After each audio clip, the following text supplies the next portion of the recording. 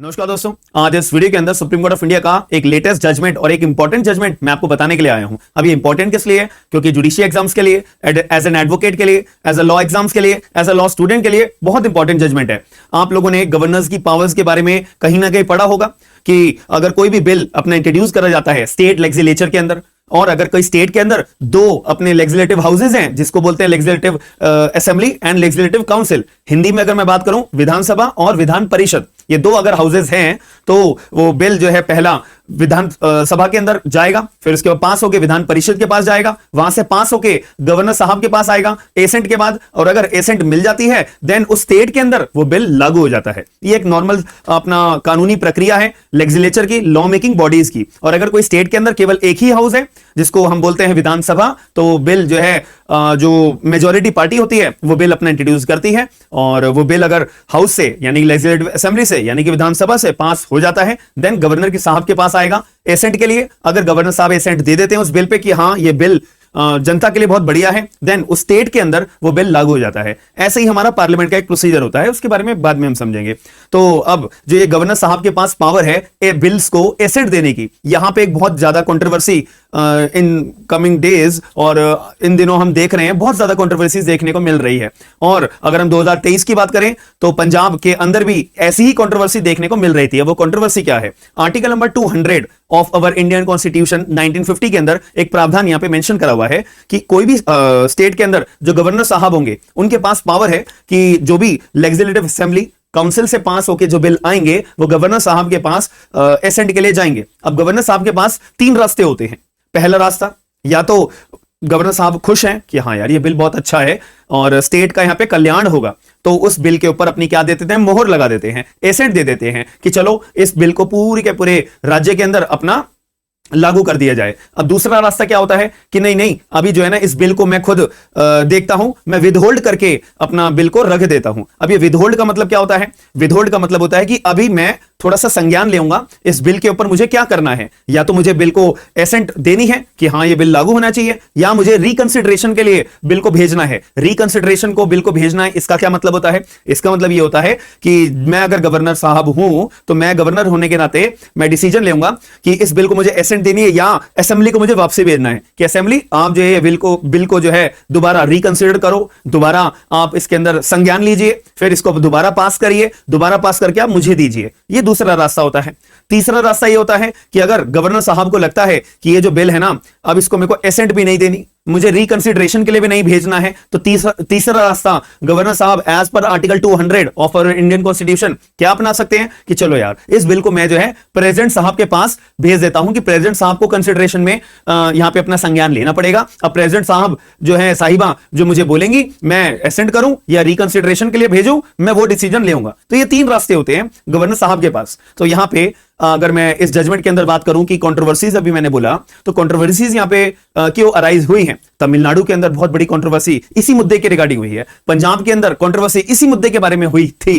तो 2023 के अंदर मैं बात करूं तो 2023 में पंजाब गवर्नर साहब के ऊपर भी यही एक कंट्रोवर्सी आई थी। ऐसे ही अब 2025 का मामला आ गया है, तमिलनाडु के जो गवर्नर साहब हैं उनके ऊपर भी सेम कंट्रोवर्सी आई थी। अब अगर ये जजमेंट पढ़ोगे ना, the state of Tamil Nadu versus governor of Tamil Nadu 2025 supreme court, और तो ये तमिलनाडु का जजमेंट हो गया। अब अगर मैं आपको पंजाब के जजमेंट की बात करूं तो state of Punjab versus the principal secretary of the governor and another 2023 supreme court, वो पंजाब का जजमेंट हो गया। अब इस जजमेंट की अगर बात करें तो 415 पन्नों का ये जजमेंट है। अब यहां पे 415 पन्ने को आप अगर समझोगे तो आपको तीन मुद्दे के क्वेश्चन दिमाग में आएंगे जो मैंने अपने यहां पे निकाल के रखे हुए हैं। तो ये तीन क्वेश्चन आपको समझने पड़ेंगे। अगर ये तीन क्वेश्चन आप समझ गए तो आपका फायदा क्या होगा? एज एन एडवोकेट आपको जो कंट्रोवर्सी है वो समझ में आ जाएगी। एज अ जुडिशियल एस्पिरेंट जो एग्जाम के अंदर आपके सामने क्वेश्चन आ सकते हैं वो समझ में आ जाएंगे। और एज अ लॉ स्टूडेंट आप अगर संविधान पढ़ रहे हो आर्टिकल 200, तो उसकी एक्सटेंशन आपको ये तीन सवालों के जवाब के बाद ही आपको पूरा आर्टिकल 200 समझ में आएगा। आर्टिकल 200 के अंदर क्या बोला गया है कि गवर्नर साहब एसेंट देंगे, विदहोल्ड करेंगे, या प्रेसिडेंट साहब को या प्रेसिडेंट साहिबा को कंसिडरेशन के लिए भेजेंगे। तो यहां पे विदहोल्ड अगर जो गवर्नर साहब करते हैं तो भैया कितने टाइम के लिए करेंगे? मैं अगर गवर्नर हूं, मान लेते हैं 15 अप्रैल 2025 को असेंबली के अंदर एक बिल पास हुआ, 16 अप्रैल 2025 को वो बिल एज अ गवर्नर मेरे पास आया, तो मैं जो है उस बिल को कितने टाइम तक विदहोल्ड करके, यानी कि अपने पास अपनी पॉकेट में जेब में रख के मैं कब तक रख सकता हूं? 1 महीना, 2 महीना, 3 महीना, 10 साल, 5 साल, 2 साल, कितने टाइम तक ले रख सकता हूं? क्या संविधान के अंदर ऐसा कोई प्रावधान मेंशन है कि गवर्नर साहब जो है विदहोल्ड इतने ही टाइम पीरियड के लिए करेंगे? ऐसा कोई प्रावधान नहीं है। तो यानी कि जब संविधान बनाया गया था 1950 के अंदर, जब लागू हुआ था हमारा संविधान, आप मेरे को एक बार कमेंट बॉक्स के अंदर बताइएगा कि हमारे देश का जो संविधान है वो किसके द्वारा बनाया गया था? आपके द्वारा, मेरे द्वारा, या फिर कौन किसके द्वारा बनाया गया था? एक बार आप मुझे बताइएगा, बहुत इंपॉर्टेंट क्वेश्चन है। चलो अब मुद्दे पे आते हैं। तो जो लॉ मेकर्स थे, जो संविधान जिन्होंने बनाया था, जवाब है कॉन्स्टिट्यूएंट असेंबली। तो जो कॉन्स्टिट्यूएंट असेंबली के द्वारा जब हमारे देश में संविधान बनाया गया था, तो उन्होंने यहां पे टाइम लिमिट क्यों मेंशन नहीं करी गई है? तो सुप्रीम कोर्ट ऑफ इंडिया का यहां पे कहना है इस जजमेंट के अंदर कि उस टाइम पे उन्होंने ये बात आज समय के हिसाब से छोड़ दी होगी कि यहां पे टाइम लिमिट मेंशन करने की जरूरत नहीं है। यहां पे तो गवर्नर साहब हैं, उनको पता है कि यार जल्द से जल्द देश के, स्टेट के कल्याण के लिए बिल बन रहे हैं असेंबली के अंदर, तो देश के या स्टेट के कल्याण को तो रोक नहीं सकते हैं। जल्दी से जल्दी या तो एसेंट दो, या विदहोल्ड करो, या कंसिडरेशन फॉर द प्रेसिडेंट को भेजिए। ये तो कॉमन एक बात होगी, तो यहां पे टाइम लिमिट लगाने की जरूरत नहीं है। But supreme court of India ने कहा कि यहां पे ना लूप होल है, इस वजह से ये लूप होल का फायदा गवर्नर उठा रहे हैं, और जो गवर्नर हैं अपने पास जो बिल होल्ड करके रख रहे हैं, भैया साल साल भर तक अपने पास होल्ड करके रख रहे हैं, तो वो गलत इस्तेमाल कर रहे हैं अपनी पावर्स का, आर्टिकल 200 का वायलेशन कर रहे हैं। तो इससे एक सवाल सामने आता है कि जो गवर्नर साहब हैं, क्या वो पॉकेट वीटो या एब्सोल्यूट वीटो बिल्स के ऊपर रख सकते हैं? पॉकेट वीटो का मतलब या एब्सोल्यूट वीटो का मतलब क्या होता है? मैंने शब्द का इस्तेमाल करा था कि बिल को मैं अपनी जेब में रख सकता हूं क्या? तो जेब में रखने का मतलब कि बिल मेरे पास आया तो मैं अनिश्चित काल के लिए बिल को अपने पास जेब में अपना रख सकता हूं? नहीं रख सकते। तो यहां पे सुप्रीम कोर्ट ऑफ इंडिया ने बोला ऐसा करना गैर कानूनी है, इलीगल है, संविधान का उल्लंघन करने वाली बात करी जा रही है। तो क्या पॉकेट वीटो का प्रावधान है गवर्नर साहब के पास कोई भी बिल को अपने पास एब्सोल्यूट रखने का? नहीं है, कभी नहीं हो सकता है ऐसा। तो ये वाले सवाल का जवाब तो हमें मिल गया है। अब दूसरा सवाल यहां पे आता है कि अगर मान लेते हैं कि अगर गवर्नर साहब ने विदहोल्ड करके रख दिया है एसेट को बिल के ऊपर, then they must be sent to the assembly, कि मतलब मैंने अपना बिल जो है बिल को जो है विदहोल्ड करके रख लिया है, तो क्या विदहोल्ड करने का मतलब मैं अपना दिमाग लगा रहा हूं, तो अब मुझे असेंबली को वापसी बिल को भेजना पड़ेगा कि असेंबली प्लीज इस बिल को आप रिकंसिडर करिए। रिकंसिडर मतलब दोबारा इसमें कुछ अमेंडमेंट करिए, चेंजेस करिए। मुझे नहीं लगता कि इससे स्टेट का कल्याण होगा, देश का कल्याण होगा। ये बिल अगर पास हो जाएगा, लेकिन आप थोड़ी अमेंडमेंट करके लाओगे तब स्टेट का कल्याण हो सकता है। आप थोड़ी अमेंडमेंट करिए। तो अब असेंबली के ऊपर होता है कि भाई हम रिकंसिडर करने के बाद दोबारा बिल को पास करवाएं और उसके बाद में दोबारा गवर्नर साहब को भेजें। तो ऐसा किया जा सकता है, किया जा सकता है, कोई मनाही नहीं है। तो बट यहां पे अब सवाल यह भी आया कि टाइमलाइन का कि अगर गवर्नर साहब को विदहोल्ड करके रखना है तो कितने टाइम तक के लिए रख सकते हैं, क्योंकि एब्सोल्यूट पॉकेट वीटो तो हो नहीं सकता है। और अगर गवर्नर साहब को विदहोल्ड करके असेंबली को रिकंसिडर के लिए भेजना है तो कितने टाइम में भेजना पड़ेगा। और अगर गवर्नर साहब को reconsideration for the consideration for the president के पास अगर भेजना है तो कितने टाइम में ये फैसला सुनाना होगा। तो यहां पे क्या हुआ था, जो तमिलनाडु के गवर्नर थे वो क्या कर रहे थे कि असेंबली में बिल पास हो गया, भैया 5-5 साल हो गए, 5-5 सालों तक अपने पास बिल को विदहोल्ड करके बैठ गए थे। तो अब आप लोग मुझे एक बात बताइए कि एक सरकार 5 साल तक चुनी जाती है, तो वो सरकार किसके द्वारा चुनी जाती है? नागरिकों के द्वारा, कि मेरे को ये पार्टी अच्छा काम करके देगी, ये पार्टी अच्छे इनका बैकग्राउंड है, काम अच्छा इन्होंने करा है, चलो मैं इनको वोट देता हूं। तो ऐसे ही स्टेट की जनता जो है स्टेट को मतलब सरकारों को चुनती है, और वो सरकार चुनने के बाद में, जीतने के बाद में, मेजॉरिटी होल्ड करने के बाद में वो अपने असेंबली में जाती है। और जो भारत की जनता है वो असेंबली में सरकार को क्यों भेजती है? कि वो हमारे फायदे के लिए, हमारे कल्याण के लिए, वेलफेयर के लिए बिल बनाएंगी और हमारा फायदा पहुंचेगा, जनता का कल्याण होगा, इसलिए बिल बनाए जाते हैं। सवाल यह आता है कि क्या गवर्नर साहब को किसी के द्वारा चुना गया है? इनको भारत की जनता ने या स्टेट की जनता ने इनको चुन के बिठाया है? नहीं। तो ऐसे केस में जो गवर्नर है वो कोई भी बिल को विदहोल्ड करके अनिश्चित काल के लिए रख सकते हैं? बिल्कुल नहीं रख सकते हैं। ऐसे ये सारी चीजें जो मैं बोल रहा हूं ये सुप्रीम कोर्ट के जजमेंट में आपको देखने को मिलेंगी। तो इसीलिए जो पॉकेट वीटो करना ये अपने आप में इलीगल है। तो यहां पे एक टाइम लिमिट लगाई गई है 1 महीने की, बहुत इंपॉर्टेंट है ये एग्जाम पॉइंट ऑफ व्यू से। प्रीलिम्स के एग्जाम में, मेंस के एग्जाम में, एग्जामिनर आपको 100% ये सवाल पूछेगा, 100%। तो इस पर थोड़ा गौर करिएगा। 1 महीने के अंदर अंदर इसका टाइम लिमिट का मतलब क्या है? तो जैसे ही असेंबली से बिल पास हो जाता है तो गवर्नर साहब को 1 महीने के अंदर अंदर अपना फैसला सुनाना पड़ेगा कि भाई मैं बिल को एसेंट दे रहा हूं, या मैं बिल को विदहोल्ड कर रहा हूं, या मैं बिल को अपना कंसिडरेशन फॉर द प्रेसिडेंट के पास भेज रहा हूं। 1 महीने के अंदर अंदर जैसे ही गवर्नर साहब आपके पास बिल आया 1 महीने में फैसला सुनाना है, बात खत्म। अब अच्छा एक बात बताइए, ऐसा भी हो सकता है, ये मैं जजमेंट के बारे में ही ये सारी चीज आपको बता रहा हूं, कहीं आप सोचो कि सर आप अपने मन से बातें बना रहे हो, नहीं, 415 पेज का जजमेंट है, तो ये सारी की सारी बातें आपको मैं क्रक्स के अंदर इसलिए बता रहा हूं ताकि आपके दिमाग में ना ये पॉइंट टू पॉइंट चीजें याद रहें। तो यहां पे एक सवाल ही आता है कि मैं अगर गवर्नर हूं, ठीक है, अब मेरे पास ऑप्शन क्या है, या तो मैं एसेंट दूंगा या मैं विद होल्ड करके रखूंगा, ठीक है, विद होल्ड करके, या मैं प्रेसिडेंट साहब को कंसिडरेशन के लिए भेज दूंगा। तो ये आ गया और यहां पे ये लिखा हुआ चॉइसेस हैं, या तो ये या तो ये या तो ये। लेकिन ऐसा हो सकता है कि चलो भैया मैं ना बिल को विद होल्ड कर लेता हूं, चलो 2 साल के लिए हो गया, 2 साल तक अपनी जेब में मैंने बिल रखा हुआ है, जेब में मेरे कहने का मतलब है वो वीटो, पॉकेट वीटो, ठीक है, रखा हुआ है। अब ना सुप्रीम कोर्ट का 2023 में जजमेंट आ गया, सुप्रीम कोर्ट साहब का अपना 2023 में जजमेंट आ गया, वो मैंने आपको पंजाब वाला जजमेंट बताया था ना, तो स्टेट ऑफ पंजाब के केस में भी सुप्रीम कोर्ट ने बोला कि नहीं कर सकते हैं। तो जैसे जजमेंट आया, अब मैं तमिलनाडु का अगर गवर्नर हूं, मेरे को थोड़ा सा इनसिक्योरिटी आने लगी, मैंने क्या भेज दिया, चलो विद होल्ड करके, अब मैंने प्रेसिडेंट साहब को भेज दिया, चलो मैं बच जाऊंगा, नाम हो जाएगा कि हाँ विद होल्ड करके मैंने जो बिल रखा हुआ था वो मैंने इसलिए रखा हुआ था क्योंकि मेरे को प्रेसिडेंट साहब को कंसिडरेशन के लिए भेजना था। तो सवाल ये उठता है कि भाई आप विद होल्ड भी कर रहे हो और आप प्रेसिडेंट साहब को कंसिडरेशन के लिए भी भेज रहे हो, क्या दो चीज एक साथ करी जा सकती है? संविधान में क्या लिखा हुआ है? और चॉइस है ये, या तो ये या तो ये या तो ये। लेकिन जो गवर्नर साहब हैं, तमिलनाडु के जो गवर्नर साहब हैं, उन्होंने क्या करा, ये भी कर लिया, ये वाला विदहोल्ड का भी ऑप्शन अपना ले लिया है और प्रेसिडेंट को रिकंसिडरेशन के लिए भी भेज दिया। कैसे किया जा सकता है? सुप्रीम कोर्ट ऑफ इंडिया ने कहा सॉरी इट इज इलीगल। और उसके बाद में अगर रिकंसिडरेशन 2023 में अगर प्रेसिडेंट को भेजा गया है और प्रेसिडेंट साहब ने या साहिबा ने अगर कोई भी फैसला सुनाया है, that is also illegal. Illegal नहीं, इसको हम ऐसे बोलते हैं नॉन एस्ट। नॉन एस्ट मतलब कोई वैल्यू नहीं रहेगी, non est in the eyes of law.